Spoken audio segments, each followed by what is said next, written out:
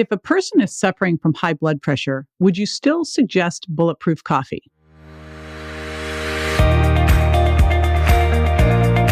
This is JJ Virgin, 4-time New York Times bestselling author, celebrity nutrition expert, and fitness Hall of Famer.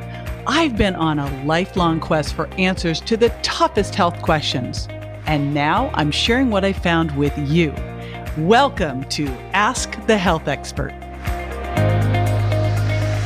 Nishta Gathru, health coach from Instagram, asks, if a person is suffering from high blood pressure, would you still suggest Bulletproof coffee? Hey, it's JJ, and I will be right back with the answer. Stay with me.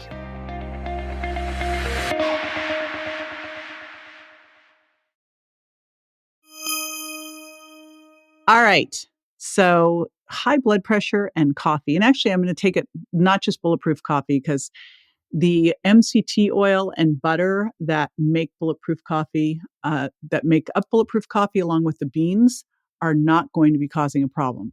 Here's the other part of Bulletproof coffee. It's the beans. And the beans from Bulletproof coffee are the ones that I drink every day. Why? Because they are mold and mycotoxin free. And one of the things that is a problem with coffee can be amazing for you. It's got a lot of antioxidants, phytonutrients in it.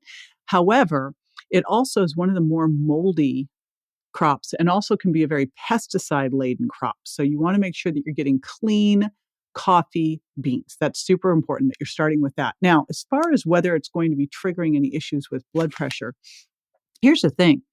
What I would do, the best way to tell if caffeine's impacting your blood pressure is to take your blood pressure, drink a cup of coffee, take your blood pressure, and see. But I drink decaf coffee. In fact, over this last couple months, I've detoxed myself all the way back down to decaffeinated coffee, which is a huge deal for me. In fact, I think everybody stand up and go, woohoo! Mainly because I was working on it more for some anxiety and stuff going on. So I found that the caffeine was triggering me. For a lot of people, caffeine can be great for helping you get a better workout, helping you with burning fat, but you have to see how it does for you. For all of us, we should quit caffeine by noon. And if it is causing a rise in blood pressure, if it's causing any anxiety or stress or irritability, then cut it out. And if it's impacting your sleep, make sure you're having it very early in the day, or you might be one of those people that can't use it at all. And of course, if you've got any adrenal issues, it can raise blood sugar as well. Now, if you've got high blood pressure, though, can I throw a couple other things out to you that can be super helpful for blood pressure? Number one is exercise. Exercise is really important, consistent exercise for blood pressure. And I would look here at doing some high-intensity interval training to train your sympathetic nervous system on how to handle stress better, and getting out there and doing some walks, moving more. Other thing that can help here is magnesium. So an Epsom salts bath at night, taking some magnesium before bed, super helpful here. Fish oil also is helpful. And olive oil. In fact, I would suggest getting 2 tablespoons of olive oil a day into your food. Really important.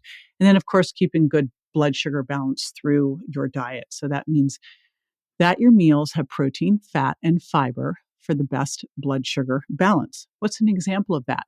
Well, it could be some Brussels sprouts, a little bit of wild rice, half a cup, and some wild salmon. You get the healthy fats from the wild salmon. I put some olive oil on the Brussels sprouts and the wild rice, so that helps with that blood pressure too. And I do the Brussels sprouts for the non-starchy veggies and fiber, and the wild rice, which is a grass, not a grain, for the fiber as well. So super easy to do. So again, one of the most important things you can do is you've got to be your own best diet strategist, right? You've got to see how foods affect you. So really pay attention to how do you do with caffeine? Because again, for me, I was doing caffeine fine for quite a while. And then I started to feel it creating some issues. And so I backed it down. So let's see what it does for you. How does it make you feel?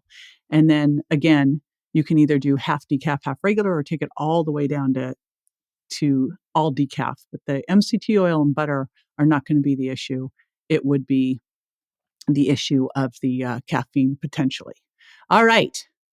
If you've got questions, I've got answers. So go ahead and leave a question on any of my social media places, jj.virgin on Instagram, JJ Virgin Official on Facebook. And you can also just pop on over to the podcast comments and leave it there by going to subscribe to jj.com. It's that easy. Be sure to subscribe so you don't miss a show, and I'll see you next time. Bye.